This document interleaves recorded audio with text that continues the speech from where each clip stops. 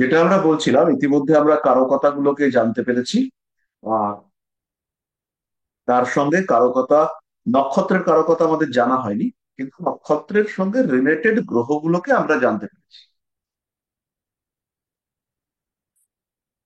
আজকে আমরা নক্ষত্র নিয়ে আরেকটু পড়বো এবং নক্ষত্রের ডিটেল কিছুটা বোঝার চেষ্টা করব। কিন্তু নক্ষত্রের যে মোর ডিটেল, যেটা হচ্ছে কি নক্ষত্রের গভীর তত্ত্ব, সেটা আমরা এখন শিখবো না, সেটা আমরা আরেকটু পরে শিখবো। এরপরে ইতিমধ্যে আমরা যেটা শিখেছি সেটা হচ্ছে রাশি, লগ্ন আর ভাব, এই বিষয়গুলোকে আমরা মোটামুটি উপলব্ধি করেছি। তাহলে একজন জাতক যদি আমাদের কাছে এসে বলে যে আমাদের পড়াশুনো কিরকম হবে, তাহলে আমরা কোন কোন ভাবকে দেখবো, সেগুলো আমরা মোটামুটি বুঝতে পেরেছি। যদি একজন জাতক এসে বলে যে আমার ছেলের তো পড়া মুখস্থ থাকছে না, তাহলে সেই পড়া মুখস্থ থাকছে না এটা কোন ভাব থেকে দেখবো, সেটা আমরা, বা কোন গ্রহ থেকে দেখবো, সেটা আমরা বুঝতে পেরেছি। যেমন যদি একজন এসে বলে যে বারবার আমার রান্না করতে গিয়ে হাত পুড়ে যায়, বলতেই পারেন একজন এসে, তো যদি বারবার রান্না করতে গিয়ে হাত পুড়ে যায়, তো সেই ক্ষেত্রে আমরা বলতেই পারবো যে তোমার মঙ্গলটা পীড়িত অবস্থায় রয়েছে, কিংবা তোমার হাত যে ঘরে, সেই ঘরটাতে মঙ্গলের কোনো একটা নেগেটিভ ইম্প্যাক্ট রয়েছে। হাত মানে 3 নম্বর ঘর, তাহলে 3 নম্বর ঘরের সঙ্গে মঙ্গলের একটা নেগেটিভ। কেউ যদি এসে বলে যে আমার কর্মক্ষেত্রে বারবার সমস্যা হচ্ছে, চাকরির জায়গায় ডিস্টার্ব হচ্ছে, তাহলে আমরা সবার আগে আমাদের চোখ যাবে 10 নম্বর ঘরে। কারণ আমরা ইতিমধ্যে জানতে পেরেছি যে 10 নম্বর ঘরটা হলো হাউস অফ কর্মা। আমাদের যেটা বেসিক শিখবার জায়গা ছিল, একদম ফান্ডামেন্টাল প্রাইমারি বেসিক, তো সেই ফান্ডামেন্টাল প্রাইমারি বেসিকের জায়গাটা আমরা ইতিমধ্যে কমপ্লিট করে ফেলেছি। তো একদম গ্রহ, ভাব, রাশি, এই তিনজনের আলাদা।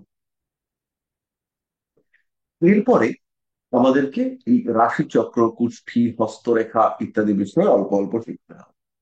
হস্তরেখাটাও আমরা কিছুটা রপ্ত করবার চেষ্টা করেছি, কিছু কিছু বেসিক বিষয় একটু আধটু শিখেছি।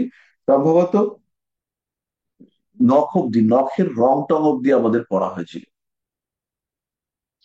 তো আস্তে আস্তে আমরা আরো ভেতরে ঢুকবো, বিষয়গুলোকে জানবো।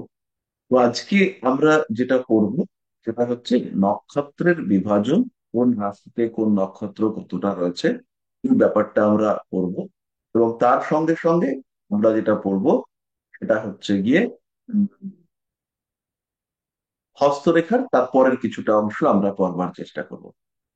তো যেটা আমাদের এই পুরো কোর্সটার মধ্যে আলটিমেটলি শিখতে হবে, সেই পার্টটুকু আপনারা মোটামুটি কভার করেছেন। 2 বছরের মধ্যে আমাদের 3 মাস অতিবাহিত হয়েছে। আমরা বিচারের পদ্ধতি শিখিনি, কিন্তু কিভাবে বিচার করতে হয়, মশলাগুলো মশলাগুলো চিনতে শিখেছি। এবার রান্নাটা আমরা শিখবো আস্তে আস্তে, কিন্তু সবচেয়ে কঠিন কাজ যেটা, সেটা হচ্ছে মশলা চেনা।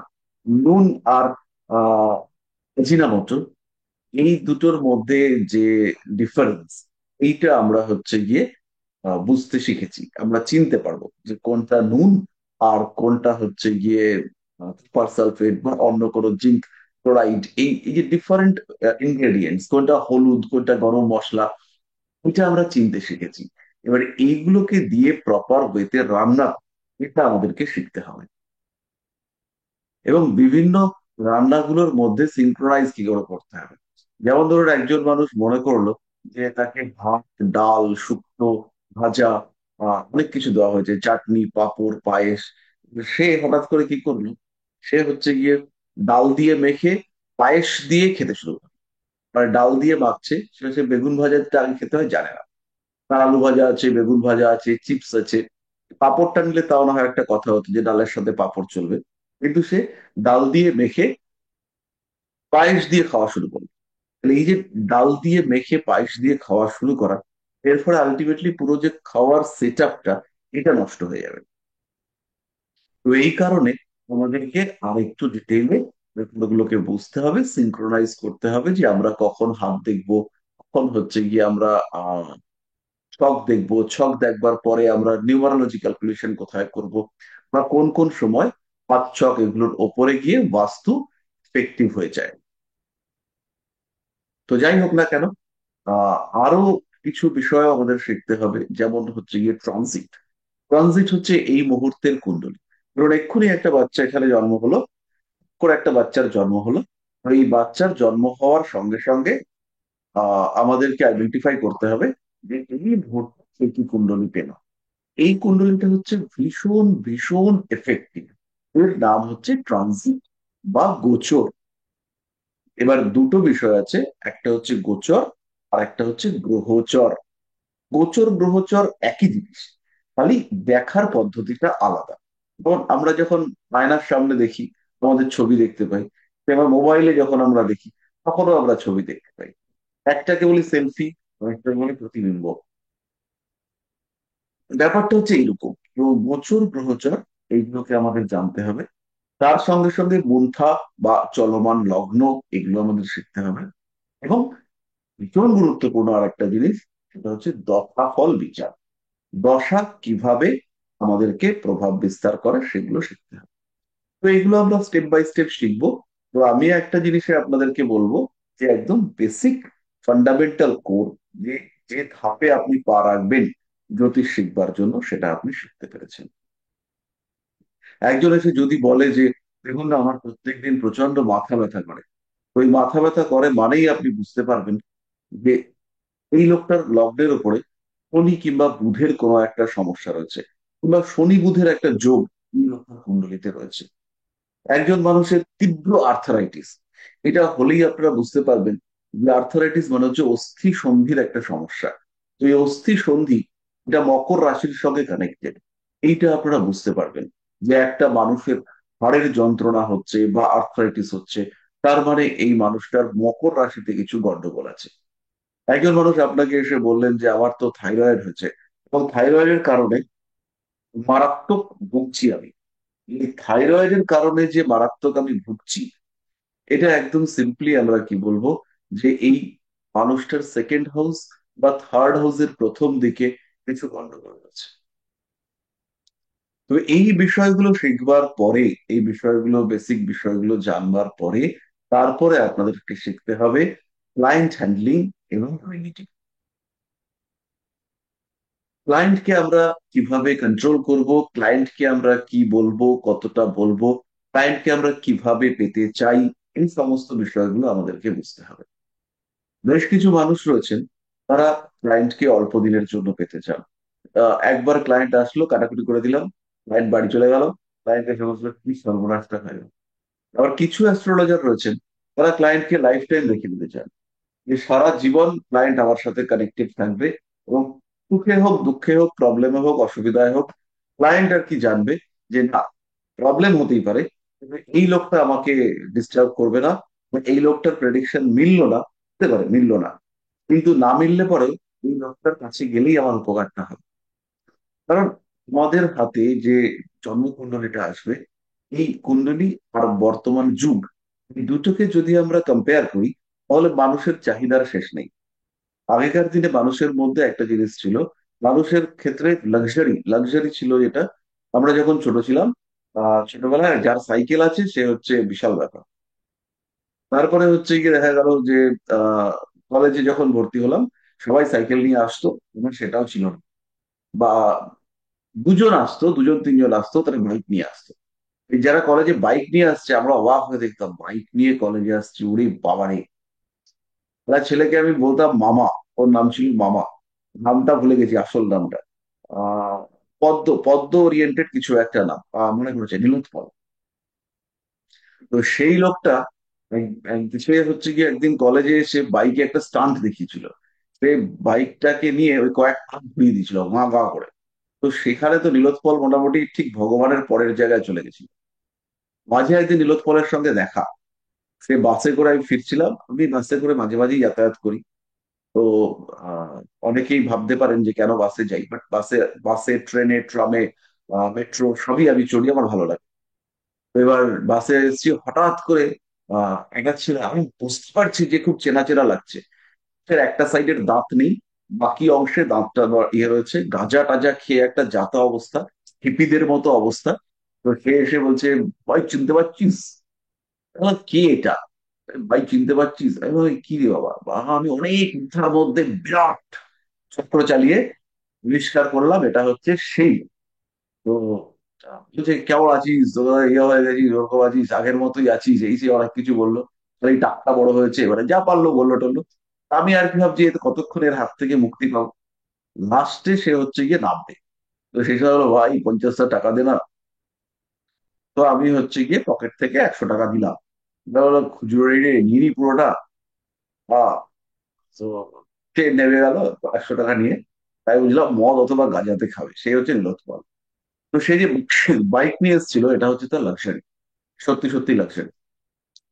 তারপরে যখন আরেকটু দিন গেল, সময়টা মোটামুটি ধরুন 2004, 2004-05 থেকে 2010, সেই সময় ইলেকট্রনিক গেজেটস এর উপরে মানুষের আকর্ষণ বাড়তে শুরু করলো। ইলেকট্রনিক গেজেটস এর মধ্যে এসি, ফ্রিজ, ফ্রিজ সবার বাড়িতেই ছিল। এসি বা হচ্ছে গিয়ে রুম হিটার, ডেকোরেটেড রুম, গাড়ি, এগুলো হচ্ছে গিয়ে আস্তে আস্তে লাক্সারি হতে লাগলো। এবং ওই সময় থেকে গাড়িটা হচ্ছে গিয়ে খুব সহজলভ্য হতে শুরু করলো। মোটামুটি অ্যাভারেজ সবার কাছেই নতুন পুরোনো একটা করে গাড়ি চলে এলো। তারপরে আস্তে আস্তে অনেক আরো কিছুদিন পরে গাড়িটা বিলাসিতাই রয়ে গেল। তো এই মুহূর্তে বর্তমান যুগে এগুলো খুব সহজলভ্য, কিন্তু যেটা এখন মানুষের কাছে নেই সেটা হচ্ছে স্যাটিসফ্যাকশন, শান্তি নেই। তাই জন্য হচ্ছে কি, দেখবেন আপনারা লক্ষ্য করলে পরে বিভিন্ন চ্যানেলে মেডিটেশন, মোটিভেশন, পজিটিভ থিঙ্কিং, পড়া, ক্লিনিং। এখন মানুষ ভাবছে যে যদি সুস্থভাবে মরতে পারি তো বেঁচে যাই, সুখে শান্তিতে সুস্থভাবে মরতে চাই, তা তো প্রচুর দাবিয়ে নিয়েছি। এবার হচ্ছে গিয়ে বুড়ো বয়সটা যেন একটু মানে হ্যাপি হয়। চতুর্দিকে চরম কম্পিটিশন, মানুষজন সবাই সেই কম্পিটিশন, কেউ নিতে পারছে কেউ নিতে পারছে না, সবাই সেই কম্পিটিশনে দৌড়চ্ছে। কালকে রাত্রিবেলা একটি মেয়ে, তার চার্ট অ্যানালাইসিস করলাম, মেয়েটির বয়স হচ্ছে গিয়ে 27 বছর। তোর বয়সের থেকে বেশি লক্ষ টাকা লোন করে বসে আছে। ব্যাঙ্গালোরে ফ্ল্যাট কিনেছে, তারপরে হচ্ছে গিয়ে গাড়ি কিনেছে, গাড়ির ইএমআই, ফ্ল্যাটের ইএমআই, ইতিমধ্যে চাকরিটা যাবে যাবে যাবে যাবে করছে। মাঝে কালীঘাটের চেম্বারে এক ভদ্রলোক এসেছিলেন, তার স্যালারি হচ্ছে গিয়ে পার মান্থ মোরলেস 10 লাখ টাকা। এবার ওনার 10 লাখ টাকার মধ্যে 7 লাখ টাকা হচ্ছে ইএমআই যায়। এবার চাকরিটা চলে গেছে, এবার বুঝেছে ইএমআই কাকে বল। এবার 7 লাখ টাকা, 10 লাখ টাকার মধ্যে 7 লাখ টাকা ইএমআই। চাকরি করতো দুবাইতে, এবার এখানে ইন্ডিয়াতে এসে 10 লাখ টাকার চাকরি বার করা সিভিল ইঞ্জিনিয়ার, একদম মানে সবকিছু সর্বনাশ হয়ে যাবে। তো এই যে জায়গাটাতে মানুষ আপনার কাছে আসবে এই টাইপের প্রবলেমস নিয়ে, তো এই প্রবলেমের সলিউশন সত্যি সত্যি পাওয়া দুষ্কর, মানে সত্যিই পাওয়া দুষ্কর। অদ্ভুত অদ্ভুত প্রবলেম নিয়ে আসে। কালকে রাত্রিবেলা এক ভদ্রলোক, তিনি হচ্ছে গিয়ে রিটায়ারমেন্টের সমস্ত টাকা শেয়ার মার্কেট নয়, ক্রিপ্টো মার্কেটে শেষ করে ফেলেছেন। উনি রিটায়ার করেছেন, 60-70 লাখ টাকা পেয়েছিলেন, সেই টাকা উনি ক্রিপ্টো মার্কেটে শেষ করে ফেলেছেন। করোনার কাছে উনি অপরদখীন। এখন উনি একটা কাজ চাইছেন, ওনার বয়স 64-65। এখন উনি কি কাজ পাবেন? এবার উনি যে, আমি ওনাকে বললাম যে আপনি একটা ছোট্ট দোকান করে বসুন। বলছি, সেটাও তো পয়সা লাগবে। আমার তো, আমার কাছে তো 20,000 টাকাও নেই। তাহলে এবার একটা লোক যে হচ্ছে গিয়ে খুব ভালো চাকরি করতো, এবার সে, তার কাছে 20,000 টাকাও নেই। তো তাকে হচ্ছে গিয়ে আমি বললাম যে তাহলে আপনাকে আর ফিস দিয়েছেন কেন, ফিস দিয়ে দেখিয়েছেন কেন? বলছে, ওটা তো ধার করে দেখিয়েছি। হুম। এবার ছেলে মেয়ে বলছে যে তুমি তোমার টাকা নষ্ট করেছো, we are not responsible for that, আমরা তার দায় কেন নেব?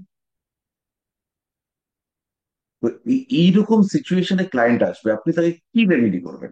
তাকে আপনি কি উপকার করবেন? তাকে আপনি কি উপায় করে দেবেন? আপনি ছক খুলে দেখতে পাচ্ছেন যে এই লোকটার জীবনে কিছু হবে না, তাহলে আপনি কি বলবেন তাকে? যার হচ্ছে গিয়ে বুড়ো বয়সে রাহুর দশা এসছে এবং যার রাহু দ্বাদশে বসে আছে, তার তো, তার কিছু হবে না। তাহলে আপনি তাকে কি বলবেন? আপনার কাছে তাকে বলবার মতো কোনো বাক্য নেই। আপনি তাকে বলতে পারেন যে আহ তুমি আমাকে ফিসটা দিও, আমি তোমায় দেখে দিলাম, তুমি আমাকে ফিসটা দিও। এর বাইরে আপনার কিছু করার নেই। আপনি তাকে তো কোনো রকম সান্ত্বনা বাক্য শোনাতে পারবেন না, তাহলে সান্ত্বনা দেওয়ার মতন অবস্থায় বা সান্ত্বনা গ্রহণ করবার মতন অবস্থায় তিনি নেই। তো এইরকম যে সিচুয়েশন গুলো নিয়ে আসবে, এখন সেই ক্লায়েন্ট গুলোকে আপনি ছাড়িয়ে ছাড়িয়ে দিতে পারেন, বা আপনি বলতে পারেন আপনার কিছু হবে না, সে আরেকজনের কাছে গিয়ে হাজির হবে, যে আরেকজনকে গিয়ে বলে আমার কপালটা একটু ফিরিয়ে দাও। তো এই ক্লায়েন্টকে ক্ষতি না করে ধরে রাখতে হবে। ক্লায়েন্টকে হচ্ছে গিয়ে ক্ষতি না করে ধরে রাখা, এটা বড় কঠিন ব্যাপার, এবং এই ধরে রাখাটাই আপনাকে শিখতে হবে। তো সেটা হচ্ছে আমাদের ক্লায়েন্ট ম্যানেজমেন্ট। তো এইটা আমরা শিখবো, এবং তার সঙ্গে সঙ্গে প্রপার রেমিডি সিলেকশন, সেটাও আমরা শিখবো। তো বেশ কিছু বুদ্ধিমান মানুষ আছে, ওদের প্রবলেমের সময় তাদেরকে রেমিডি দিলে পরে তারা সেই রেমিডি খুলে রাখে। কারণ এখানে একটা কথা আছে যে নিয়তি কেন বদ্ধতে, কপালকে মানে কখনো কখনো যেটা হয়, এটা হচ্ছে কপালকে খণ্ডন করা যায় না। আমরা অনেক সময় কপাল খণ্ডন করবার চেষ্টা করি, কিন্তু সেই চেষ্টা ব্যর্থ হয়। তো বহু সময় হয়, তো আমরা তো করি, আমরা তো মানুষের ভাগ্য পরিবর্তন করবার চরম চেষ্টা করি, এবং এই যে প্রতিদিন চেষ্টা করছি,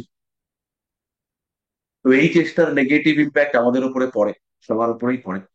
এবং তার সঙ্গে সঙ্গে যখন হচ্ছে গিয়ে দুর্ঘটনা ঘটবেই, মানে দৃঢ় দৃঢ় ভাগ্য যদি হয়, মানে যেটা হচ্ছে গিয়ে আনঅ্যাভয়েডেবল, যেটাকে সরানো যায় না, এই সময় মানুষ প্রতিকার টতিকার সব খুলে রাখে। এবং প্রতিকার খুলে না রাখলেও এই প্রতিকার খুলে যায়। তো এই ঘটনা হচ্ছে গিয়ে জ্বলন্ত প্রমাণ আমি নিজে। তো যাই হোক না কেন, রেমিডি দিয়ে আমরা পরিবর্তনশীল ভাগ্যে বিশ্বাস করব, এবং রেমিডি আমরা সবাই প্রেসক্রাইব করব, সাজেস্ট করব। দুটো বিষয় আছে, ক্লায়েন্টের তো উপকার হবেই, এবং রেমিডি বিষয়টা মোটামুটি তোমাদের জন্য ভালো, ঈশ্বরের আশীর্বাদ। তো যাই হোক, আমরা এই ব্যাপারগুলো তো রইলো, এবার আমরা চলে যাবো একটু পড়াশোনার জায়গায়। তো আমাদের আমি একটু স্ক্রিনটা শেয়ার করি।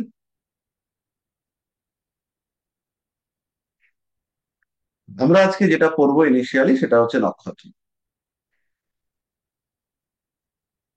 দেখুন স্ক্রিন আমাদের শেয়ার হয়েছে।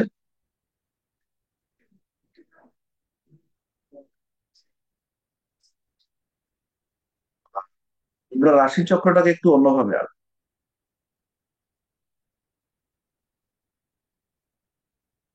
12টা রাশিকে আমরা আঁকবো। 12টা রাশিকে আমাদের আঁকার দরকার নেই, আমরা যে আমরা মেষ থেকে শুরু করি। তো 1 নম্বর নক্ষত্র, তার নাম হচ্ছে অশ্বিনী।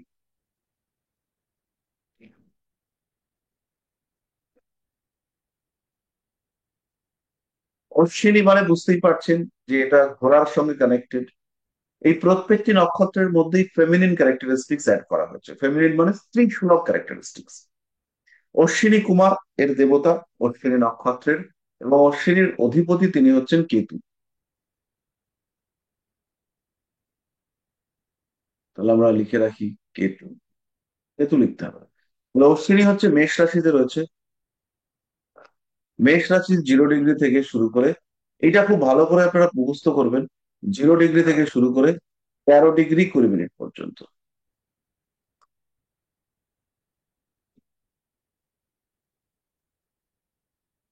পরবর্তী নক্ষত্র হচ্ছে ভরণী, 2 নম্বর নক্ষত্র, তিনি হচ্ছেন ভরণী।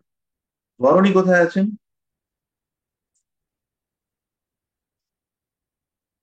3 নম্বর নক্ষত্র হচ্ছে কৃতিকা। 4 নম্বর নক্ষত্র হচ্ছে রোহিণী। একটা জিনিস খেয়াল রাখবেন, আগের দিন আমি বলেছিলাম যে অনেক মানুষই এটা বলেন যে 27টা নক্ষত্রের নাম বলো তো। তো আপনারা 27টা নক্ষত্রের নাম মুখস্থ করবেন: মৃগশিরা,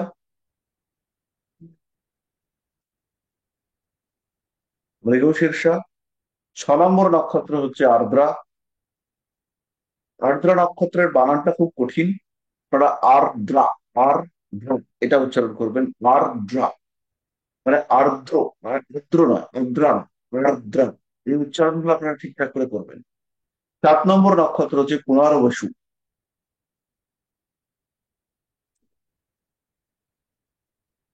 পুনর্বসু।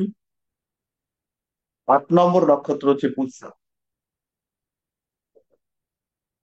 মহাপুষ্য, পুষ্য। আর 9 নম্বর নক্ষত্র হচ্ছে অশ্লেষা।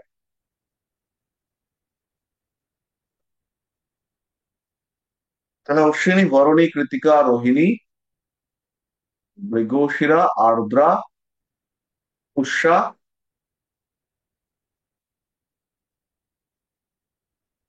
সরি, অশ্বিনী, ভরণী, কৃতিকা, রোহিণী, মৃগশিরা, আর্দ্রা, পুনর্বসু, পুষ্যা, অশ্লেষা। এরপরে আসবে 10 নম্বর। 10 নম্বরটা এখান থেকে শুরু করি। 10 নম্বর হচ্ছে মঘা, MAGH। 11 নম্বর পূর্ব ফাল্গুনী।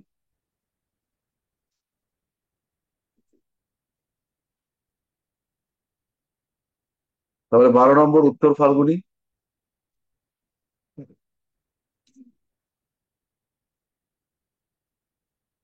13 নম্বর হচ্ছে হস্তা। 14 নম্বর চিত্রা।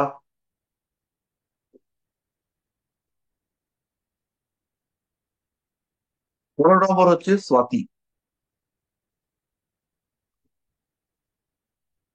16 নম্বর বিশাখা।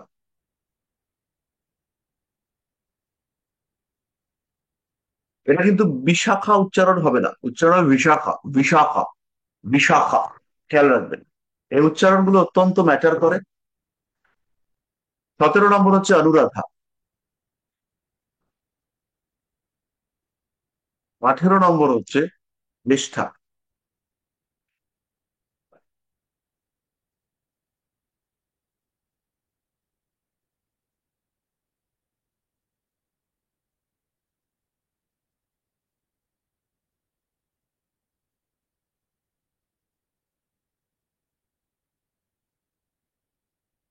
19 নম্বর মূলা।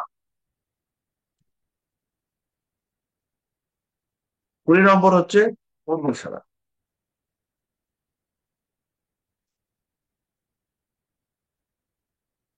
21 নম্বর হচ্ছে উত্তরাষাঢ়া।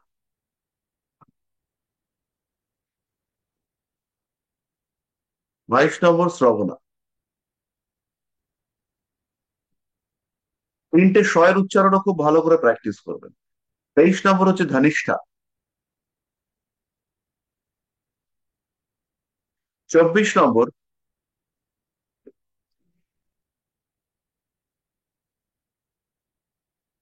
শতভিসা।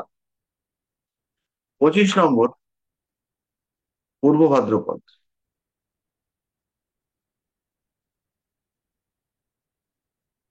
26 নম্বর এটা হচ্ছে উত্তর ভাদ্রপদ।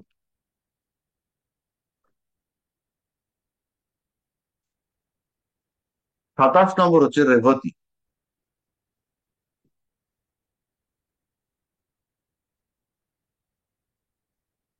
রেবতী।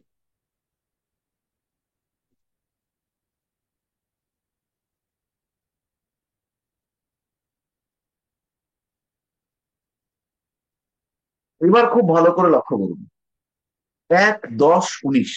1, 10, 19কে যোগ করলে প্রত্যেকটাতেই আপনি 1 পাবেন। 10 মানে 1 আর 0, 10। 19 মানে হচ্ছে গিয়ে 9 আর 1-এ 10। 2 নম্বর নক্ষত্র ভরণী, 2 আর 1-এ 2, 2 আর 0, 2। 3 নম্বর কৃতিকা, 3, 2 আর 1-এ 3, 2 আর 1-এ 3। 4 নম্বর রোহিণী, হস্তা, শ্রবণ। এরা সবাই হচ্ছে রোহিণী, হস্তা, শ্রবণা। এরা হচ্ছে সবাই যোগ করলে 4 হবে। ওই যে মৃগশিরা, চিত্রা, ধনিষ্ঠা, আর্দ্রা, স্বাতি, শতভিসা, পুনর্বসু, বিশাখা, পূর্ব ভাদ্রপদ, পুষ্যা, অনুরাধা, উত্তর ভাদ্রপদ, শ্লেষা, জ্যেষ্ঠা, রেবতী। তাহলে এদের প্রত্যেককে আমরা পেয়ে গেলাম। এরা হচ্ছে গিয়ে এইরকম ভাবে রয়েছে।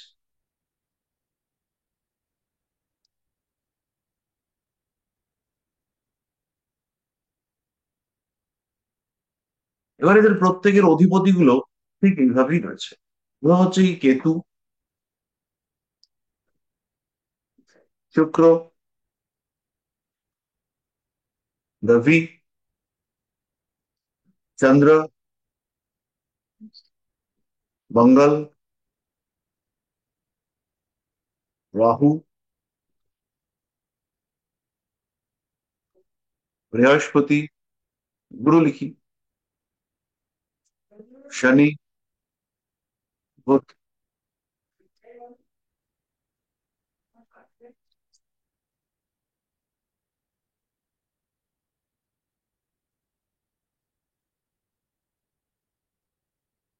ব্যাস।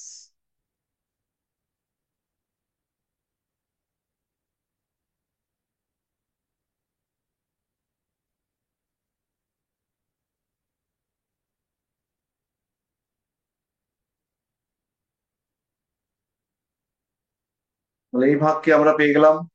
এটা হচ্ছে এইভাবে রয়েছে।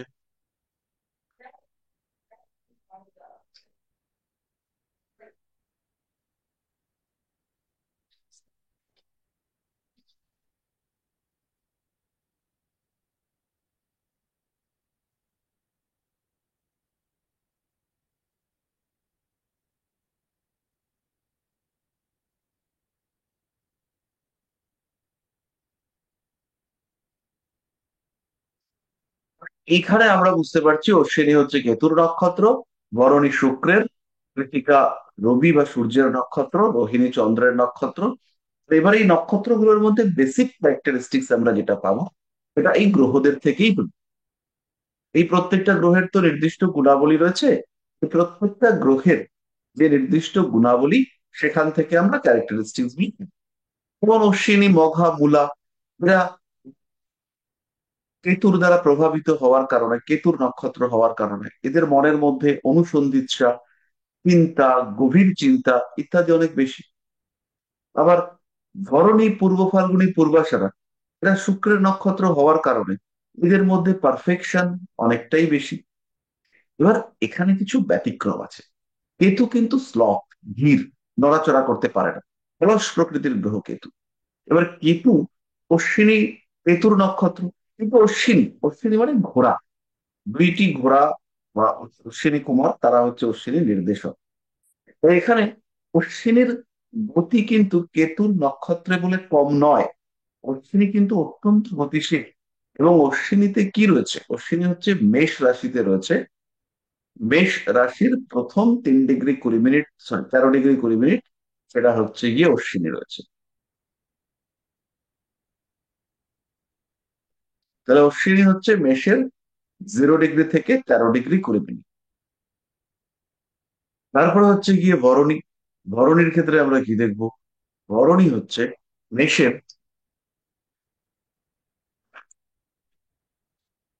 13 ডিগ্রি 20 মিনিট থেকে 26 ডিগ্রি 40 মিনিট।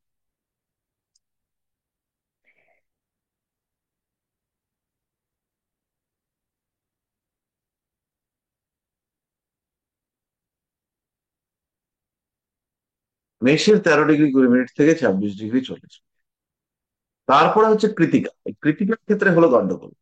কৃতিকা তো মেষের 26 ডিগ্রি 40 মিনিট চলে গেছে, আর 13 ডিগ্রি নেই। মানে কৃতিকা হচ্ছে মেষে 26 40 থেকে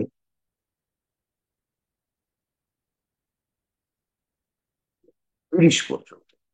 তারপরে বৃষতে চলে গেল। বৃষতে 0 ডিগ্রি থেকে 10 ডিগ্রি পর্যন্ত। তাহলে এবার 13 ডিগ্রি 20 মিনিট হয়ে গেল। মানে এদিকে ছিল 3 ডিগ্রি 20 মিনিট মেষের মধ্যে, আর বৃষতে গিয়ে 10 ডিগ্রিতে পড়লো।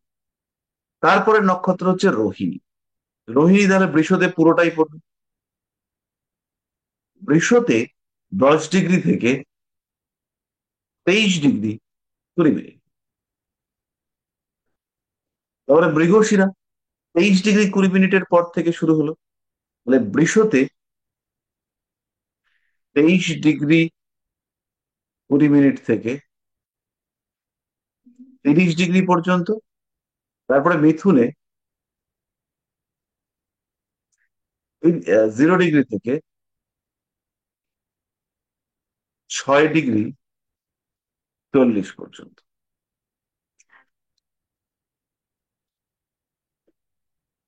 তাহলে এটা কি গেল, এটা হচ্ছে মৃগশিরা। তারপরে আর্দ্রা। আর্দ্রা হচ্ছে মিথুনে। মিথুনে আর্দ্রা হচ্ছে 6 ডিগ্রি 40 মিনিট থেকে 20 ডিগ্রি পর্যন্ত। তারপর হচ্ছে পুনর্বসু, মিথুনেই 20 ডিগ্রি থেকে 30 ডিগ্রি। তারপরে 10 ডিগ্রি এখানে চলে গেল। কি রইলো কতটা, কর্কটে চলে যাবে সে। কর্কটে গিয়ে 0 ডিগ্রি থেকে 3 ডিগ্রি 20 মিনিট। তারপরে হলো পুষ্যা, কর্কটেই, কর্কট রাশিতে 3 ডিগ্রি 20 মিনিট থেকে 16 ডিগ্রি 40 মিনিট পর্যন্ত। আর তারপরে হচ্ছে অশ্লেষা। 16 ডিগ্রি 40 মিনিট থেকে 30 ডিগ্রি পর্যন্ত।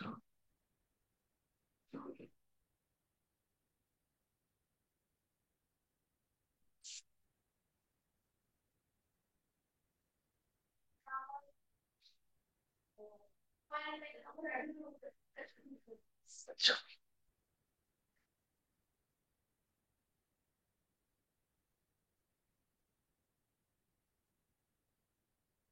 মানে এই ভাবটা খুব ভালো করে বুঝতে হবে। তারপরের রাশিগুলোর ক্ষেত্রে দেখুন, মেষ অগ্নিতত্ত্বের রাশি থেকে শুরু হলো, কর্কটে গিয়ে শেষ হলো। মেষ থেকে শুরু হয়ে কর্কট পর্যন্ত আমরা একটা সাইকেল ড্র করলাম। তো ঠিক সেইভাবেই এই সেম সাইকেল চলবে সিংহ থেকে বৃশ্চিক পর্যন্ত।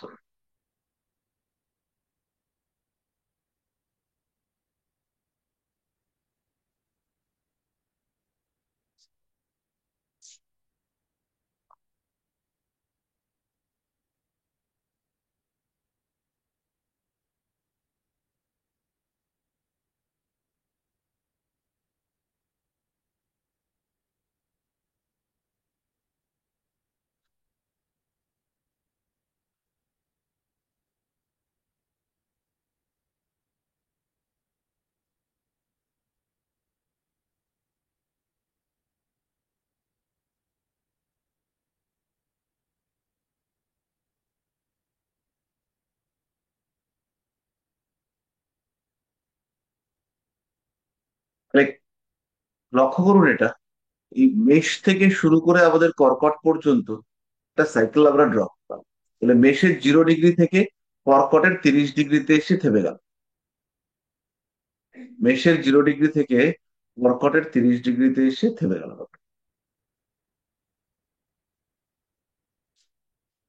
পরের সাইকেলটা তৈরি হবে সিংহ থেকে বৃশ্চিক, মানে অগ্নি পৃথ্বী বায়ু জল।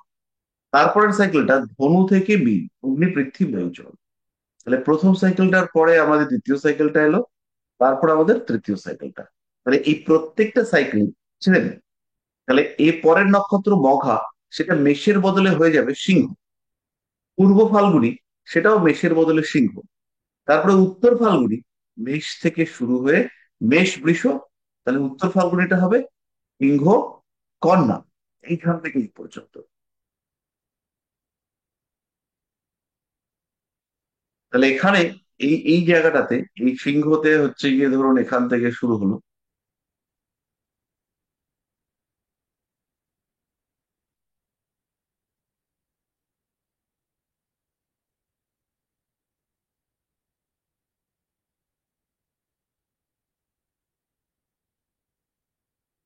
পর্যন্ত হচ্ছে আমাদের। এবার এই ভাগগুলো করে দেখুন, এইটা হচ্ছে আমার মূলা, 13 ডিগ্রি 20 মিনিট। এইটা হচ্ছে মূলা বঘা। তারপরে এটা হচ্ছে আমার 13 ডিগ্রি 20 মিনিট পূর্ব ফাল্গুনী। তারপরে আবার 13 ডিগ্রি 20 মিনিট হচ্ছে উত্তর ফাল্গুনী।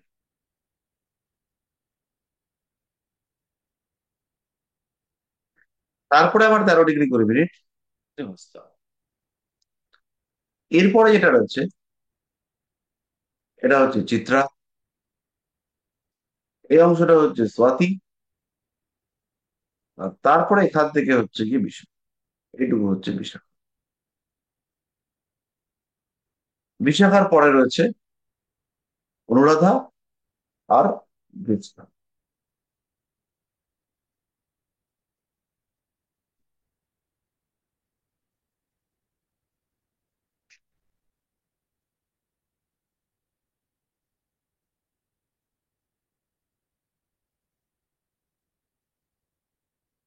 এইটা হচ্ছে আবার জ্যেষ্ঠা হয়ে গেল।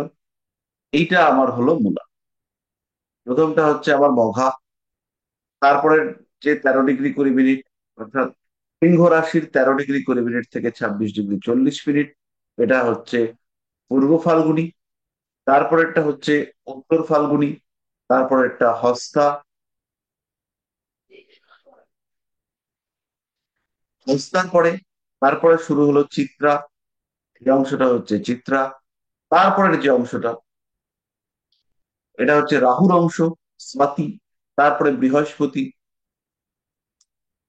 বৃহস্পতির পরে শনি, এবং তারপরে বুধ।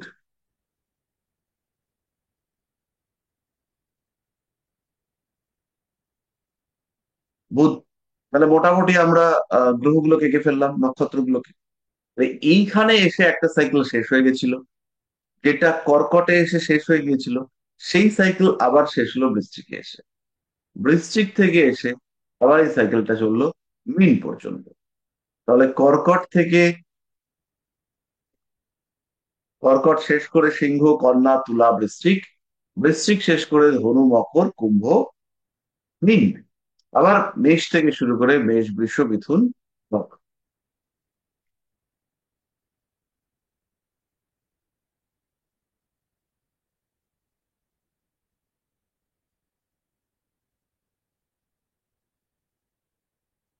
তাহলে মোটামুটি ভাগগুলো আমরা করেই ফেললাম।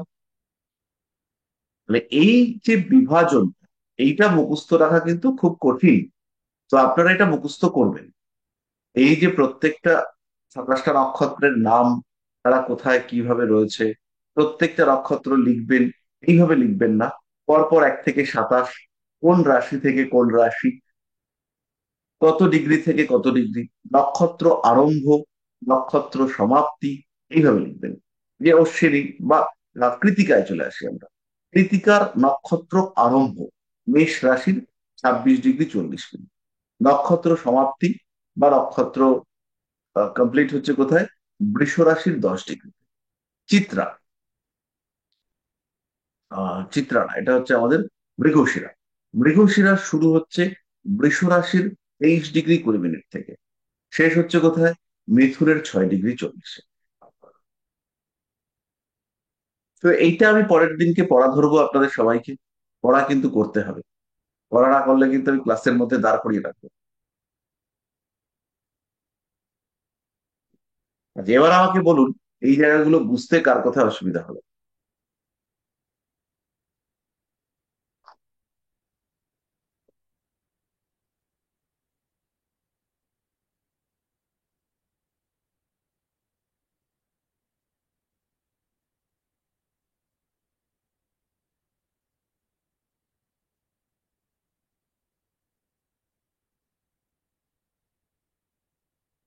স্যার, নমস্কার। আমি একটা কথা বলতে পারি? নিশ্চয়ই পারেন। বলছিলাম স্যার, এই যে 27টা নক্ষত্র আছে, এটা মোটামুটি এই কটা দিনে মুখস্থ করতে পেরেছি। বাট এই যে বিশেষ করে 9টা যেটা গ্রহ আছে, এক একটা গ্রহের জন্য 3টে করে নক্ষত্র, এটা যে পার্ট বাই পার্ট, এটা মনে রাখার সহজ উপায় একটু বলবেন স্যার? হ্যাঁ, তো আপনাকে একটা জিনিস হচ্ছে গিয়ে ইয়ে করতে হবে। আমি একটু জায়গাটাকে বড় করে নিই। কোথা থেকে কতটা আছে, এ বাবা একটু ছোট করি।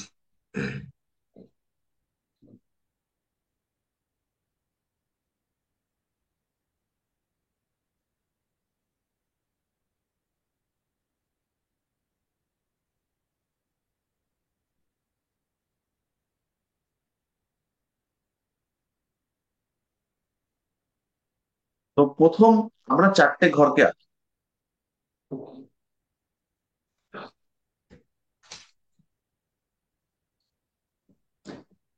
এটা হচ্ছে আমার 4টে।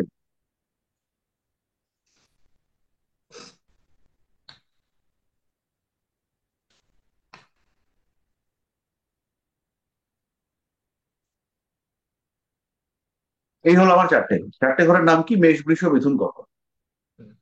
তাহলে এর প্রথম 13 ডিগ্রি 20। তাহলে এই প্রথম 13 ডিগ্রি 20 মিনিট, এদিক থেকে 13 ডিগ্রি 20 মিনিট গেল, এদিক থেকে 13 ডিগ্রি 20 মিনিট। এইখানেও ঠিক 13 ডিগ্রি 20 মিনিট এদিক থেকে শুরু, এখানে 13 ডিগ্রি 20 মিনিট এদিক।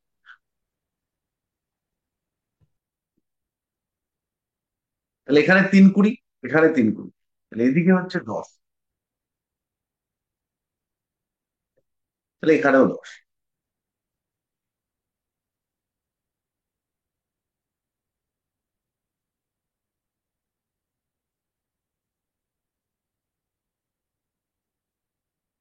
আর একটু ভালো করে বড় বড় বলছি।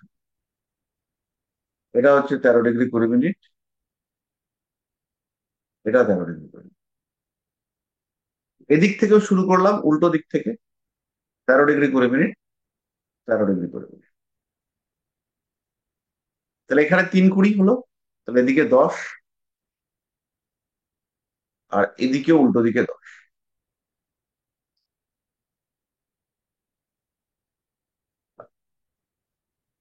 তারপরে 10-এর পর থেকে এদিকে 13°20'। আর 10-এর পর থেকে এদিকেও 13। তাহলে বাকি রইলো এখানে 46, এখানে 46। তাহলে ভাগটা হচ্ছে এখানে 13°20।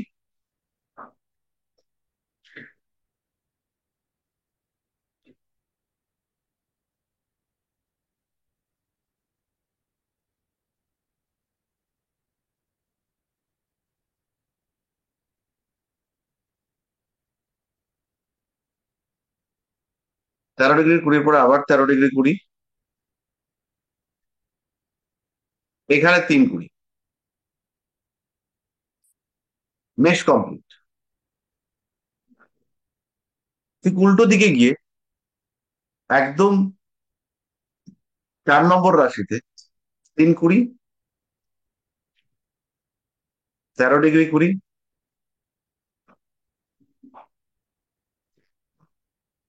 ব্যাস। তাহলে এই ভাগটুকু হলো। তাহলে কর্কট মেষ থেকে শুরু হলো, কর্কটে গিয়ে শেষ হলো। বৃষতে গিয়ে কি হচ্ছে?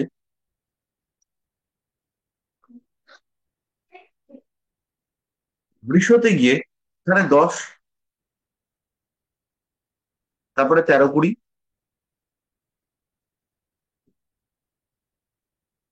তারপরে 46। আবার উল্টো দিক থেকে যখন আমরা দেখবো, এইখানে এটাকে জাস্ট মিরর ইমেজ আমরা দেখবো। এটা হচ্ছে 46, 13 কুড়ি,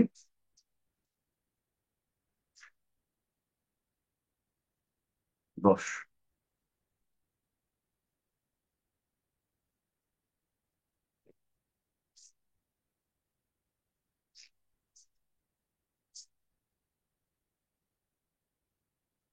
তাহলে এবার চারটে রাশিকে লক্ষ্য করুন। এখানে 13 কুড়ি, 13 কুড়ি, 3 কুড়ি, 10, 13 কুড়ি, 46। এবার পরেরটাও ঠিক একইভাবে 46, এর উল্টো দিকে 46, 13 কুড়ি, এখানে 10, এখানে 3 কুড়ি, 13 কুড়ি, 13। একদম এইটাকে যদি আমরা মাঝখানে আলাদা করি,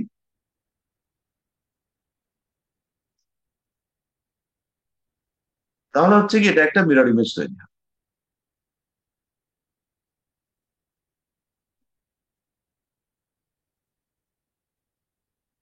বুঝা গেল? এবার পরের রাশিগুলোতে যদি আমরা যাই,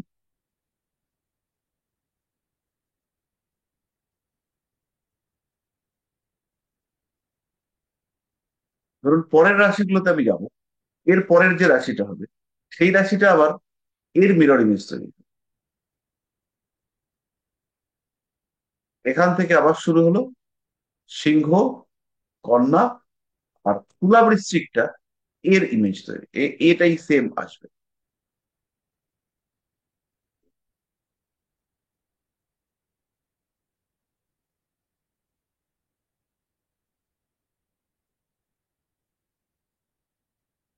তাহলে এটা হচ্ছে গিয়ে আবার মেষ।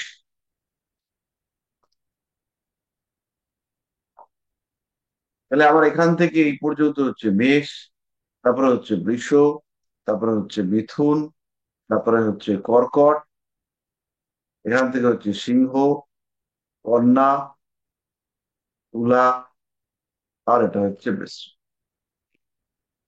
তারপরে ধনু, মকর, কুম্ভ, মীন, সেই একইভাবে রিপিটেশন হবে। তাহলে আমরা যদি একটা রিপিটেশন মনে রাখতে পারি, দুটো রাশি, মেষ আর বৃষ, তাহলে বাকি রাশিগুলোকে আমরা মুখস্থ রাখতে পারবো। এবার নক্ষত্রগুলোকে আমরা একটু লিখে দিই। এটা হচ্ছে 1 নম্বর।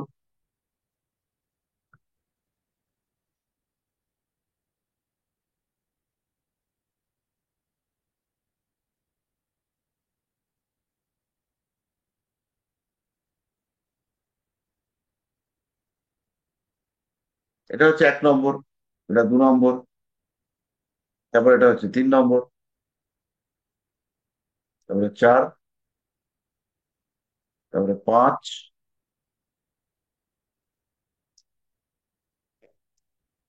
6, 7, 8। তাহলে নক্ষত্র ভাগগুলোকে যদি আমরা চিহ্নিত করি, তাহলে নক্ষত্রের ভাগ হচ্ছে 1, 2, 3 এখান থেকে শুরু হয়েছে, 4টা পুরো বৃষতে, 5 এই পর্যন্ত, 6 পুরো মিথুনে, 7 মিথুন কর্কট, 8 হচ্ছে কর্কট, 9 কর্কটে এসে শেষ। এবার এই যে জায়গাটা,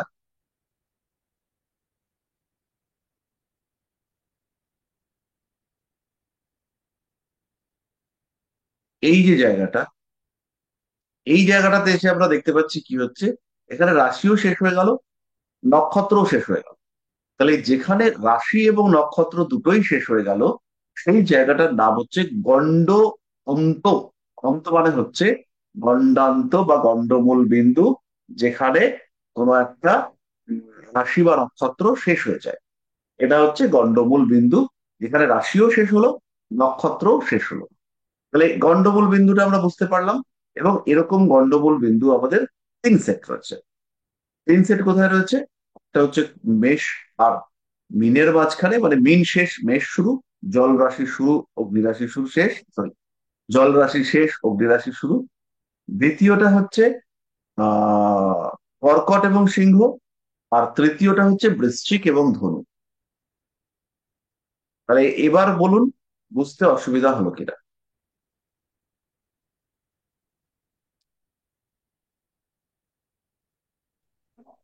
না স্যার, বুঝতে পেরেছি। বলছি স্যার একটা কথা, এই গন্ডমূল বিন্দু তিনটে নক্ষত্র কি বুধের নক্ষত্র? বুধের নক্ষত্র শুরু হচ্ছে, মানে অশ্লেষা, জ্যেষ্ঠা আর রেবতী।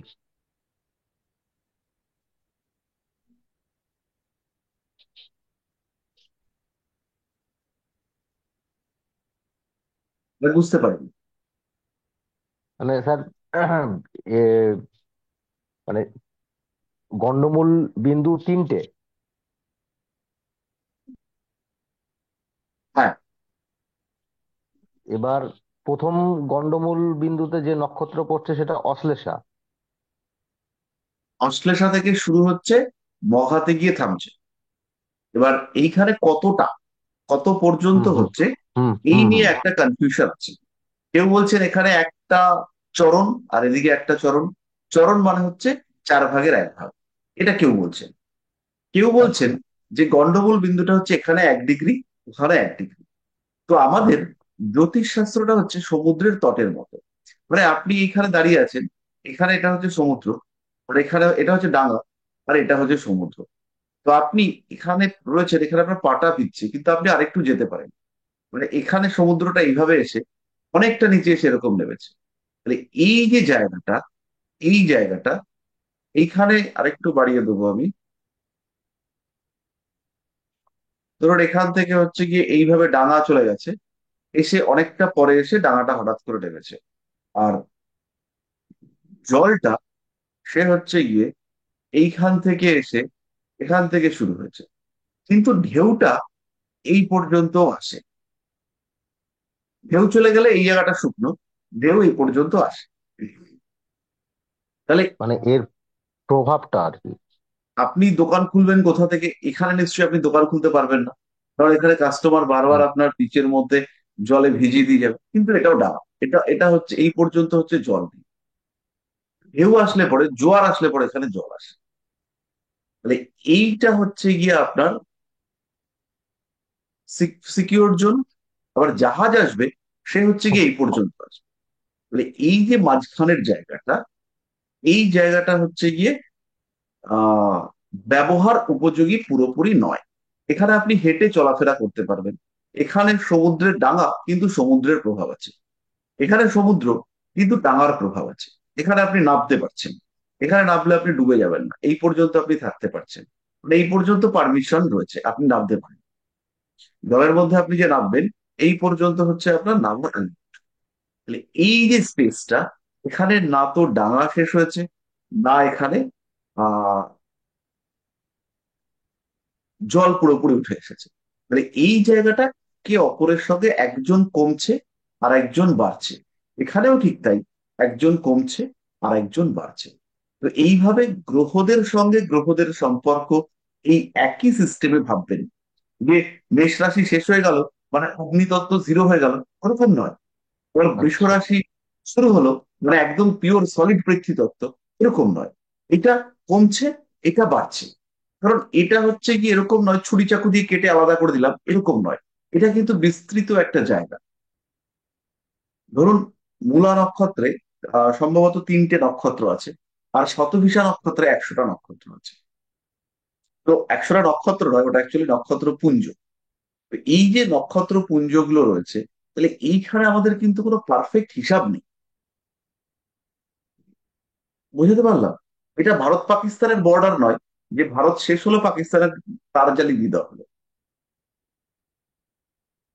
এইটা হচ্ছে গিয়ে সেই প্রাচীন আমলে যখন আমার এই পর্যন্ত তোমার ওই পর্যন্ত এরকম যে ডিভিশন গুলো ছিল, সেই সময়কার ভাবনা চিন্তা আমরা করতে পারি।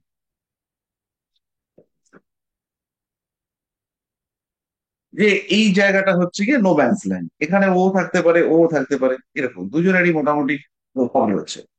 এবার আস্তে আস্তে একজনের প্রভাব কমবে আর একজনের প্রভাব বাড়বে।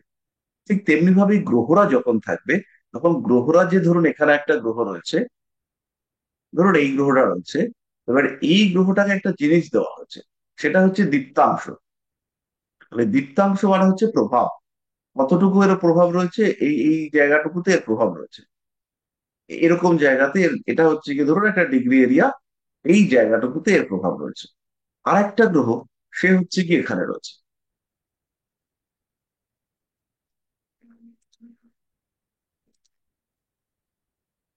তাহলে এই গ্রহটা যখন, এরও একটা দীপ্তাংশ আছে।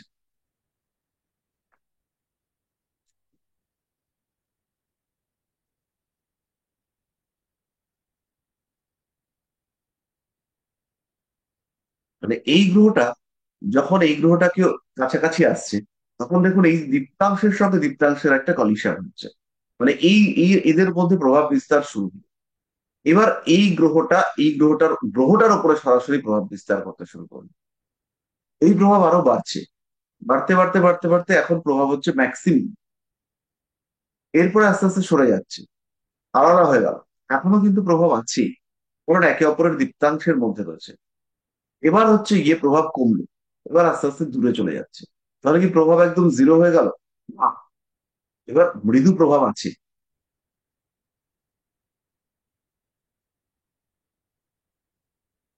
এটা হচ্ছে মৃদু প্রভাব থেকে গেল। একদম হচ্ছে গিয়ে যে ছিন্ন ভিন্ন হয়ে গেল, সেই ছিন্ন ভিন্ন হয়ে যাওয়া ব্যাপারটা কিন্তু থাকলো না।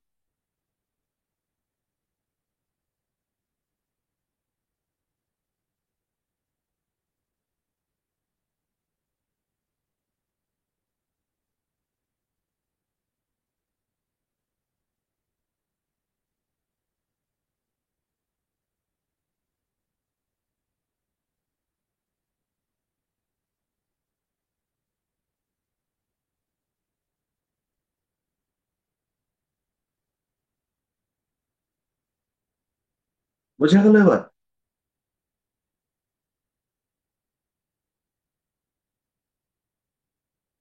আচ্ছা, নক্ষত্রের ভাগটা বুঝতে কারোর কোনো অসুবিধা হলে পরে একটু বলুন।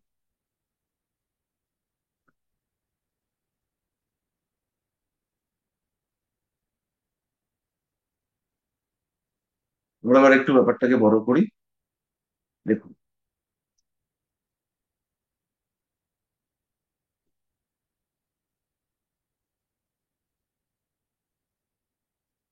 এই যে একদম 1 থেকে 9 পর্যন্ত, 1 থেকে 9 এই বিভাজনটা মুখস্থ করলেই হবে।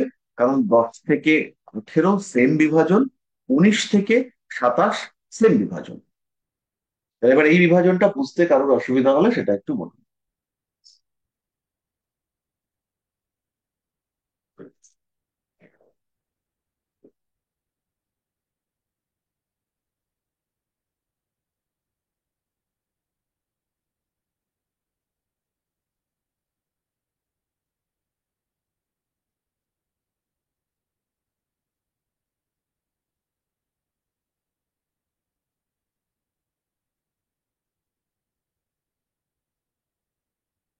কারোর কোনো অসুবিধা?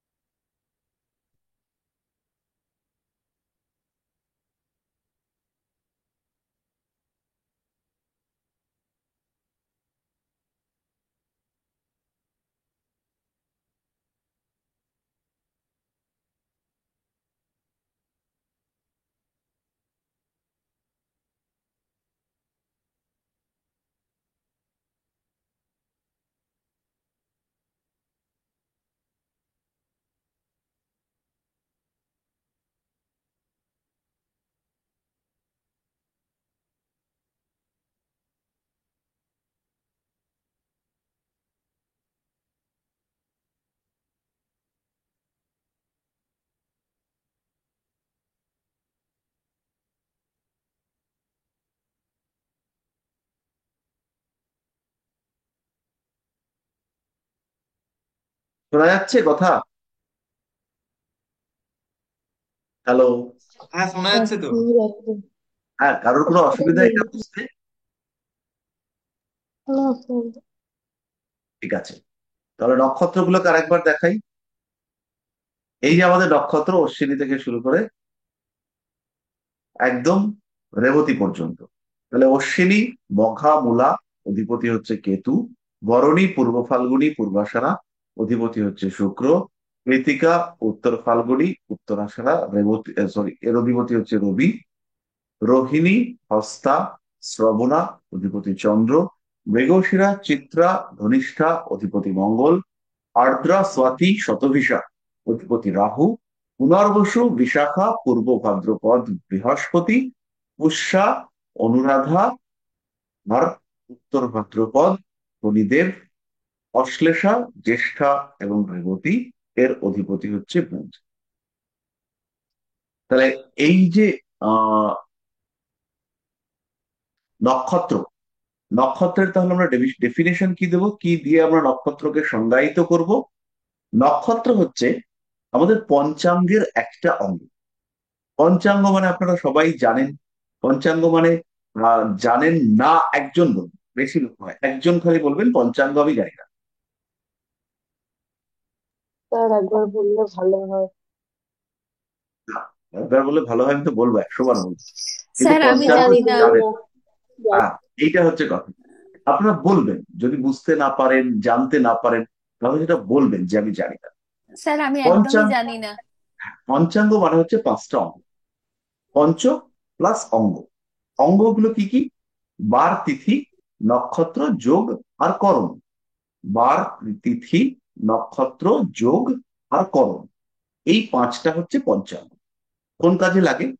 সেটা হচ্ছে মূলত তিথি নির্ধারণ, বা তিথি না, সময় নির্ধারণ, মুহূর্ত নির্ধারণ, এটার জন্য আমাদের এই 5টা জিনিস লাগে। আগেকার দিনে জ্যোতিষের উদ্দেশ্য ছিল মূলত মুহূর্ত নির্ধারণ করা। শুভ কাজের জন্য মুহূর্ত, অশুভ কাজের জন্য মুহূর্ত, যুদ্ধ শুরু করার জন্য মুহূর্ত। জ্যোতিষের মূল কাজ ছিল মুহূর্ত নির্ধারণ। এবার এই মুহূর্ত নির্ধারণের জন্য আমাদের পঞ্চাঙ্গের উপরে ভরসা করা হতো। মানে পঞ্চাঙ্গে কি কি কি বললাম আমরা? এবার প্রথম হচ্ছে, খুব ভালো করে শুনবেন, আপনাদেরকে এক্ষুনি জিজ্ঞেস করবো। বার মানে সোমবার থেকে রবিবার, বার, তিথি, নক্ষত্র, যোগ এবং করণ। আমি কি বললাম? বার, তিথি, নক্ষত্র, যোগ এবং করণ। এবার হচ্ছে গিয়ে আপনাদের মধ্যে একজন বলুন যে কি কি বললাম। বার, স্যার বার, তিথি, তিথি, নক্ষত্র, যোগ, যোগ করণ। করণ। তাহলে বার জিনিসটা আপনারা জানেন, জানেন কি? হুম। রবি, সোম, মঙ্গল, বুধ, যে বারে যার জন্ম। এক্স্যাক্টলি। তো যে কোনো বার, এবার বারটা রবিবারের পরে সোমবার, সোমবারের পরে মঙ্গল, মঙ্গলের পরে বুধ, বুধের পরে বৃহস্পতি, বৃহস্পতির পরে আবার শুক্র, কোথা থেকে শনি এলো। তো এইরকম ভাগটা কেন, এটা কি আপনারা খেয়াল আছে? আমি দেখিয়েছিলাম। হ্যাঁ স্যার দেখিয়েছিলেন, কিন্তু এই মুহূর্তে অল্প অল্প ঠিক আছে, মনে আছে। ওই ওটাকে আমাদের জানতে হবে। নেক্সট হচ্ছে গিয়ে যেটা, সেটা হচ্ছে যোগ। যোগ মানে সূর্যের ডিগ্রি আর চাঁদের ডিগ্রির মধ্যে যে কম্বিনেশন হয়, যোগ, সংযুক্ত ডিগ্রি, তার নাম হচ্ছে যোগ। এবার যোগ হচ্ছে 27টা, সেই বিষকুম্ভ থেকে শুরু করে সম্ভবত প্রীতি বা বৈধৃতি পর্যন্ত আহ ব্যতিপাত, বৈধৃতি, বিষকুম্ভ মুখস্থ নেই আমার। তারপরে হচ্ছে শুল, গণ্ড, অতিগণ্ড, এরকম আমাদের যোগগুলো পড়ে। এই যোগগুলোর মধ্যে কোনগুলো শুভ, কোনগুলো অশুভ, টোটাল 27টা যোগ রয়েছে। এবার প্রীতি, বরিয়ান, ব্রহ্ম, শিব, প্রচুর যোগ রয়েছে, টোটাল 27টা। ঠিক তেমনি ভাবে করণ, তার তিথি হচ্ছে গিয়ে আহ 30টা। আমাদের তিথির সংখ্যা হচ্ছে 30টা। পূর্ণিমা, অমাবস্যা, এই দুটো, এবং শুক্ল প্রতিপদ থেকে শুরু করে চতুর্দশী, কৃষ্ণ প্রতিপদ থেকে শুরু করে চতুর্দশী। প্রতিপদ মানে হচ্ছে প্রথমা। তিথি হচ্ছে চন্দ্র আর সূর্যের বিয়োগফল। অদ্ভুত ঘটনা, যোগফলটার নাম হচ্ছে যোগ, আর চন্দ্র আর সূর্যের ডিগ্রির যে বিয়োগফল, তার নাম হচ্ছে তিথি। তাহলে 27টা তিথি, মানে অবশ্যই প্রত্যেকটা তিথির মাপ হচ্ছে 12 ডিগ্রি করে। টোটাল সার্কেলটা হচ্ছে 360 ডিগ্রির, আর প্রত্যেকটা তিথির মাপ হচ্ছে 12 ডিগ্রি করে। এবার এই তিথি ধরে ধরে মাস যে করা হয়, তাহলে তিথিতে যদি সূর্য আর চন্দ্রের ডিগ্রি 12 ডিগ্রি, তাহলে তিথিতে 12 ডিগ্রির ডিফারেন্স যখন হবে, প্রত্যেক মাসের তিথিগুলো সেম সেম হওয়া উচিত। কিন্তু সেম সেম হয় না। কেন হয় না? কারণ হচ্ছে গিয়ে এখানে ধরুন সূর্য আছে আর এখানে চন্দ্র আছে, এই 12 ডিগ্রি ডিফারেন্সে প্রতিপদ হলো। তারপরে দ্বিতীয়া যখন হবে, তখন তো সূর্য আবার খানিকটা এগিয়ে আছে, আর চন্দ্র খানিকটা এগিয়েছে। তাহলে পরবর্তী আবার যে 12 ডিগ্রি ডিফারেন্স হবে, তাহলে তখন অ্যাকচুয়ালি চন্দ্র 12 ডিগ্রির থেকে একটু বেশি এগিয়ে গেছে, কারণ সূর্য তো এগিয়ে গেছে। সূর্য ধরুন 1 ডিগ্রি এসছে, তাহলে চন্দ্রকে এখানে 12 ডিগ্রি থেকে 13 ডিগ্রি পাস করতে হবে। ফলে সূর্য চন্দ্রের পরবর্তী ডিফারেন্সটা যখন আবার 12 ডিগ্রি হবে, তখন দ্বিতীয়া আসবে। তাহলে এই প্রথমার যে ডিস্টেন্স, গ্যাপটা, দ্বিতীয়ার যে গ্যাপটা, এটার মধ্যে ইকুয়ালিটি থাকছে না, পরিবর্তন হয়ে যাচ্ছে। যদিও পরিবর্তনটা খুবই কম, তার জন্য রেগুলার তিথি পরিবর্তন হতে দেখতে পাওয়া যায়। তিথির দৈর্ঘ্য কখনো বাড়ে, তিথির দৈর্ঘ্য কখনো কমে। তিথির দৈর্ঘ্য বাড়তে বাড়তে কোনো সময় তিথি ক্ষয় হয়। তিথি ক্ষয় হওয়া মানে হচ্ছে গিয়ে একই দিনে যদি আহ 3টে তিথি দেখতে পাওয়া যায়।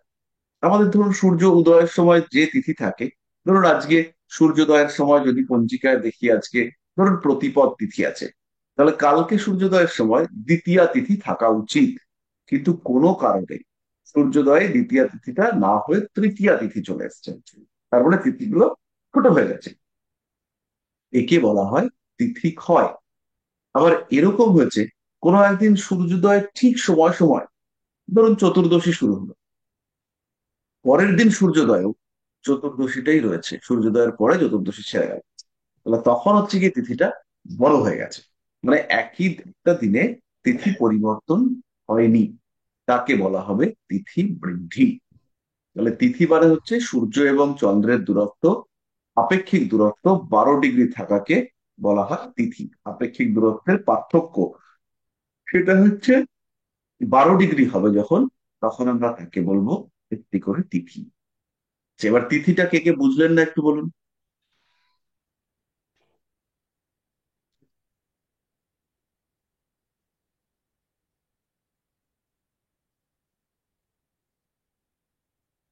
তাহলে আমি ধরে নেবো তিথিটা সবাই বুঝতে পেরেছেন।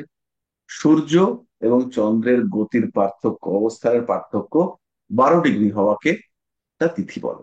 পার্থক্য মানে বিয়োগফল। সূর্য 20 ডিগ্রিতে আছে, চন্দ্র 27 ডিগ্রিতে আছে, তাহলে বিয়োগফল হচ্ছে 7 ডিগ্রি। তাহলে এটা যখন 12 ডিগ্রি হবে, তখন বলা হবে একটা তিথি। আর করণ হচ্ছে তিথির অর্ধেক। মানে তিথি হচ্ছে 12 ডিগ্রি ডিফারেন্স, তার অর্ধেকটার নাম হচ্ছে করণ। এবার এই করণের ক্যালকুলেশনের কিছু আলাদা ইয়ে আছে, টেকনিক আছে, সেটা আমি আপনাদের সঙ্গে শেয়ার করব। আর করণের যে সংখ্যা, করণের সংখ্যা হচ্ছে 30টা তিথির অর্ধেক করলে পরে করণের সংখ্যা 60খানা হওয়া উচিত। কিন্তু করণের সংখ্যা হচ্ছে মাত্র 11। এই 11টার মধ্যে 4টে করণ হচ্ছে স্থির করণ। এই 4টে করণ স্থির, আর বাকি 7টা করণ বারংবার রিপিটেশন হয়। শেষ হলো আবার শুরু হবে, শেষ হলো, আবার শুরু হবে, এইভাবে চলতে থাকবে। তাহলে চারটে স্থিরকরণের নাম হচ্ছে কিংস্তুগ্ন, আর শকুনি, নাগ, আর আর একটা হচ্ছে উম, স্যার চতুষ্পদ। চতুষ্পদ। এই চারটে করণ হচ্ছে স্থির। অমাবস্যার পুরোটা, চতুর্দশীর শেষ অর্ধেকটা, আর শুক্ল প্রতিপদের প্রথম অর্ধেকটা, তাতে হচ্ছে গিয়ে এই চারটে স্থিরকরণ থাকে। আর বাকি সাতটা করণ রিপিটেশন হতে দেখতে পাওয়া যায়। তাহলে এই করণ হলো, যোগ হলো, আর বার হলো, আর নক্ষত্র। স্যার নক্ষত্র স্যার প্রথম করণটা কি বললেন? শকুনি নাগ চতুষ্পদ, তার প্রথমটা কিংস্তুগ্ন। বানানটা বলুন না স্যার। কিং হয়রস্যি অনুস্বর, স্তু দন্তের শয়তয় রস্যু, হয় নয়, কিংস্তুগ্ন। দেখবেন অনেক নন বেঙ্গলি অ্যাস্ট্রোলজার বলে কিন্তু গান কারণ। ঠিক আছে স্যার, বুঝতে পেরেছি, এবার লিখতে পেরেছি। ওই ওইখানটাতে ওটাকে হচ্ছে গিয়ে কিন্তুগ্ন বলবেন না, ওটা হচ্ছে কিংস্তুগ্ন। এবার তো বানানটা বুঝতে পেরেছি স্যার। ঠিক আছে। তো এবার এইটা হচ্ছে গিয়ে আমাদের চারটে খেয়াল রাখতে হবে, চারটে স্থির করণ, বাকিগুলো হচ্ছে চরকরণ।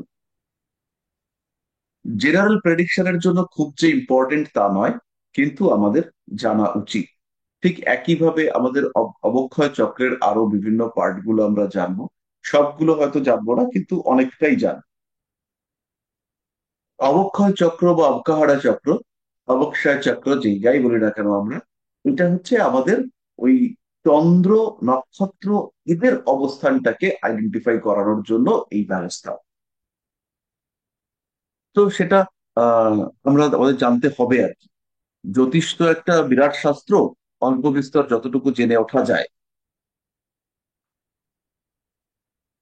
কম জেনেও চালিয়ে দেওয়া যায়, প্রচুর লোক আছে তারা কিছুই জানে না, দিব্যি চালিয়ে দিচ্ছে। এই সমস্ত বললে পরে তো অজ্ঞান হয়ে যাবে। এরপরে যদি আমি আরো কিছু কঠিন কঠিন শব্দ ব্যবহার করি, যেমন হচ্ছে গিয়ে আহ, ডকার গল, এরকম টাইপের যদি কিছু শব্দ আমি প্রয়োগ করি, তাহলে তো অজ্ঞান হয়ে যাবে।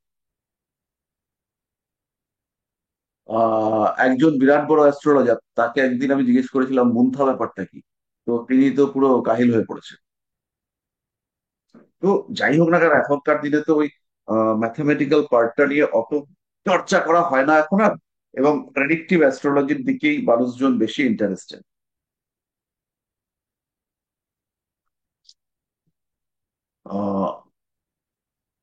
তো আমরা ম্যাথামেটিক্যাল অ্যাস্ট্রোলজিতে যাব না, আমরা প্রেডিক্টিভ অ্যাস্ট্রোলজি নিয়েই চর্চা করব।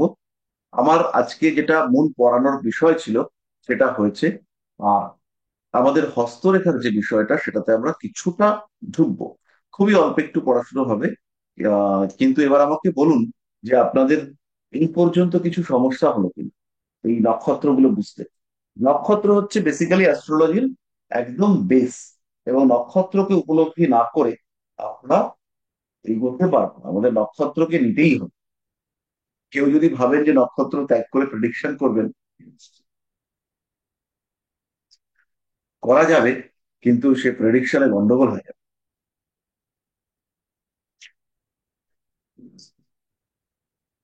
হ্যাঁ, যোগটা একবার বলবেন? যোগ হচ্ছে সূর্য এবং চন্দ্রের সংযোজিত ডিগ্রি। সূর্যের ডিগ্রি আর চন্দ্রের ডিগ্রি সংযুক্ত হয়ে যখন 12 ডিগ্রির ডিফারেন্স হচ্ছে, তখন সেটাকে আমরা বলবো যোগ। 12 ডিগ্রি যখন হবে, হতেই পারে 12 ডিগ্রি নয়, 36 ডিগ্রি, তার মানে হচ্ছে এটা তৃতীয় যোগ।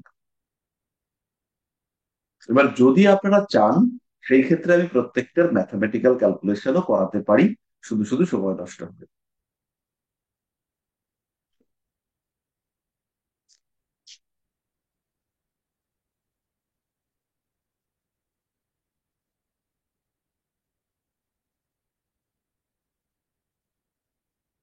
তাহলে আমরা এবার একটু পামিস্ট্রির দিকে যাব।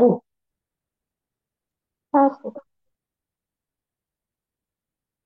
তো ইতিমধ্যে আমরা যেটা পড়েছি, সেটা হচ্ছে নখের গুণাগুণ, নখের কোয়ালিটি, ইত্যাদি পড়া হয়েছে।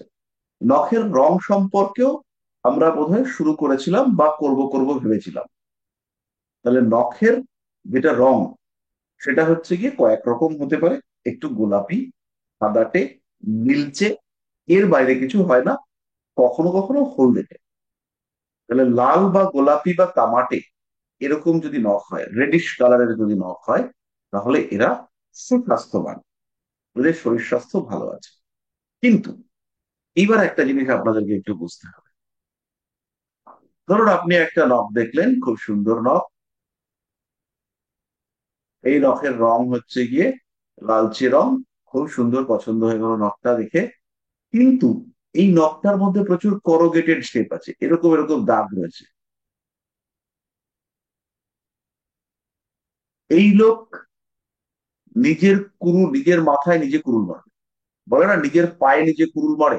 তো এই লোক হচ্ছে কি নিজের মাথায় নিজের কুরুল মারে, এবং এর ভুল সিদ্ধান্তের জন্য জীবনে অনেক রকম সমস্যা দেখতে পাওয়া যাবে। তাহলে লাল নখ প্রচন্ড জেদি হবে, কারোর কথা শুনবে না, ডিসিশন নেওয়ার ক্ষেত্রে প্রবলেম রয়েছে, এবং তার মধ্যে ওই দাগগুলো যদি থাকে, তাহলে কোনো না কোনো সময় নিজের দোষে নিজের সর্বনাশটি করবে। বেশিরভাগ ক্ষেত্রে এই সর্বনাশটি ফাইন্যান্সিয়াল সর্বনাশ হতে দেখতে পাওয়া যায়। কিন্তু এদের আরো একটা বিষয়, প্রেশার ফ্ল্যাকচুয়েশনের একটা টেন্ডেন্সি দেখতে পাওয়া যায়। এবার এই নখটার মধ্যে যদি একটু হলদে ভাব থাকে, নখটার মধ্যে হচ্ছে গিয়ে হলদে হলদে ভাব চলে এলো। হলদে ভাব মানেই আপনারা ধরে নেবেন যে এর শরীরে লিভার সংক্রান্ত এবং পিত্ত সংক্রান্ত সমস্যা রয়েছে। পিত্ত এবং লিভার সংক্রান্ত সমস্যা দেখতে পাওয়া গেছে। তাহলে যদি এই ধরনের পিত্ত হলুদ রঙের থাকে, তাহলে পেটের সমস্যা এবং তার সঙ্গে লোভী।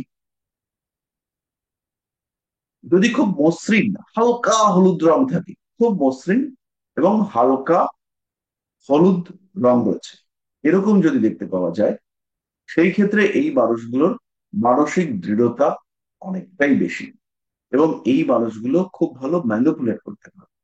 ম্যানিপুলেট করতে পারা মানে এই মানুষগুলো খুব ভালো অ্যারেঞ্জ করতে পারে, এই মানুষগুলো মানুষকে মোটিভেট করতে পারে, এবং এরা খুব ভালো ম্যানেজার হয়ে থাকে। কিন্তু এই হলুদ নখের মধ্যে যদি একটু রেডিশ শেপ থাকে, এই হলুদ নখের মধ্যেই একটু গোলাপি গোলাপি শেপ রয়েছে।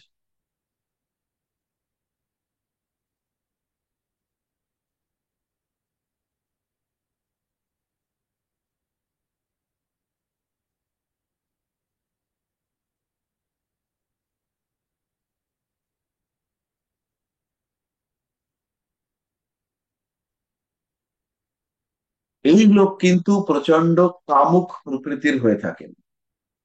এই মানুষটির মধ্যে কামনা বাসনা এরকম দেখতে পাওয়া যায়।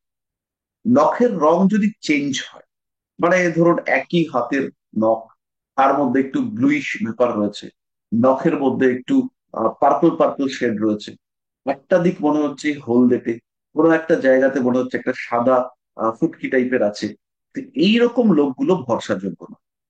এরা খুব সহজেই অ্যাডিক্টেড হয়ে পড়তে পারে।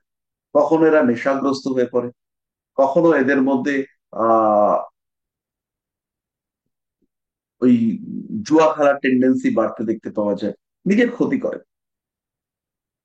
আর বেগুনি টাইপের যদি নখ হয়ে যায়, তাহলে বুঝতে হবে তার মধ্যে নেগেটিভ এনার্জি, নার্ভের প্রবলেম, স্মৃতিশক্তির সমস্যা, এইগুলো কাজ করছে।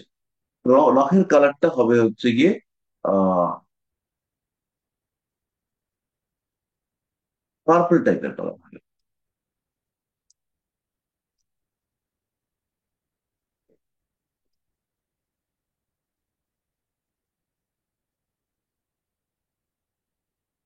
এরকম পার্পল টাইপের কালার যদি হয় নখের, সেই ক্ষেত্রে এই মানুষটা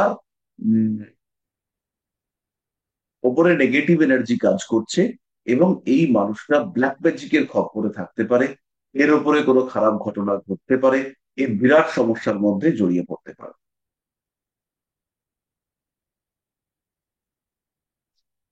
তাহলে নখের বিষয়টা আমরা মোটামুটি বুঝতে পারলাম। নখের কালার, স্পেশালি নখের কালার, এই সম্পর্কে আমরা কিছুটা জানতে পারলাম। এই নখের মধ্যে অনেক সময় হোয়াইট স্পট দেখতে পাওয়া যায়। বিভিন্ন টাইপের হোয়াইট স্পট আমরা দেখতে পাই।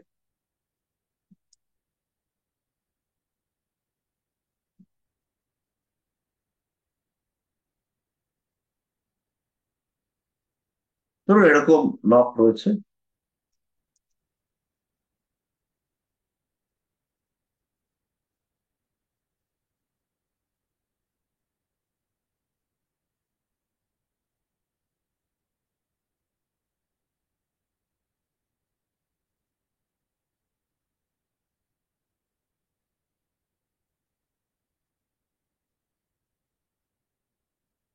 এরকম রয়েছে। এবার এর মধ্যে একটা হোয়াইট স্পট দেখতে পাবো,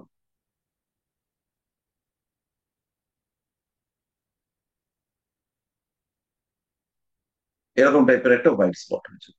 এটা প্রমিনেন্ট, বুঝতে পারা যাচ্ছে যে একটা হোয়াইট স্পট তৈরি হয়েছে।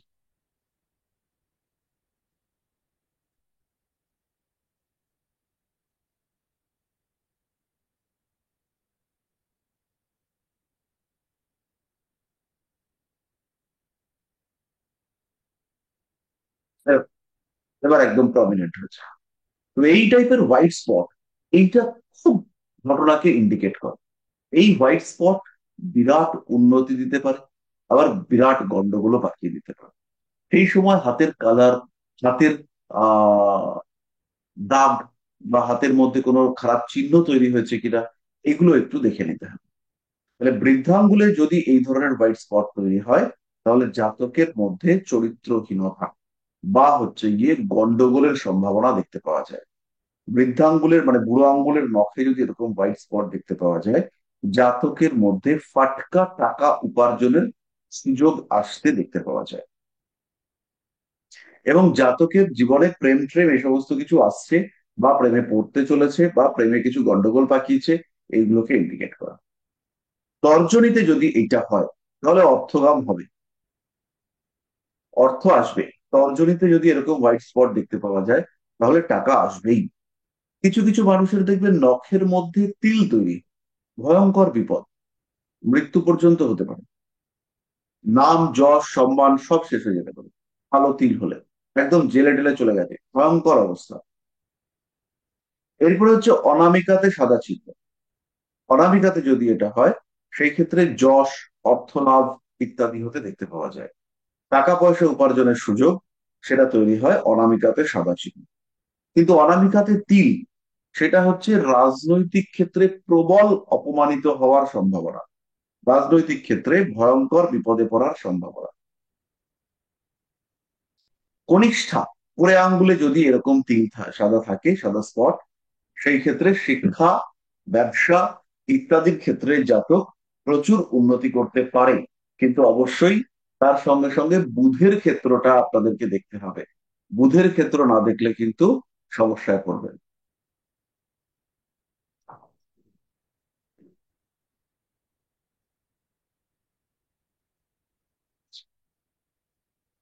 তাহলে মোটামুটি আমরা ব্যাপারটা বুঝতে পারলাম যে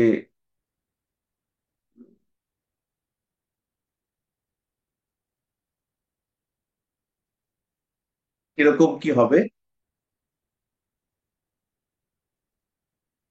নখগুলো কিরকম থাকলে কিরকম ঘটতে পারে, মোটামুটি একটা আইডিয়াস পাওয়া গেল। আহ, পরের দিনের ক্লাস থেকে, পরের ক্লাসে আমাদের এই অবক্ষয় চক্র সম্পর্কে আমরা আরো কিছু জানবো, গ্রহ নক্ষত্র এগুলো সম্পর্কেও জানবো। এবং পরের দিনের ক্লাসে হাতটাকে আরেকটু এগিয়ে নিয়ে যাওয়ার চেষ্টা, সেটা আমরা করব। তো আজকে আমাদের ক্লাস এই পর্যন্তই। সবাই খুব ভালো থাকবেন। শুভরাত্রি সবাইকে।